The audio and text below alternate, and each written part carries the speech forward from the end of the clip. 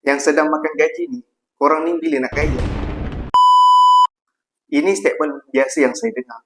Tapi bagi saya, yang dekat luar sana makan gaji, saya sendiri pun makan gaji, sebenarnya tak adalah teruk sangat makan gaji ni. At least yang makan gaji ni cukup bulan, gaji masuk. Tenang.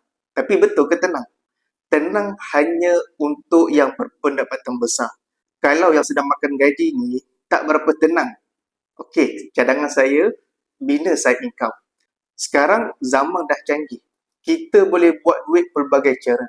Kita boleh jadi affiliate, kita boleh jadi dropship, dan kita juga boleh jadi dealer. Paling penting, mula sekarang. Yang mana yang sudah bermula, sedang membina income kedua, nak improve kewangan family, tapi belum ada sale, belum ada hasil, jangan putus asa. Teruskan berusaha. Paling penting, kita ada usaha untuk tingkatkan kita punya kewangan.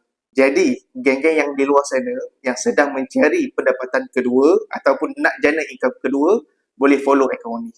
Boleh follow.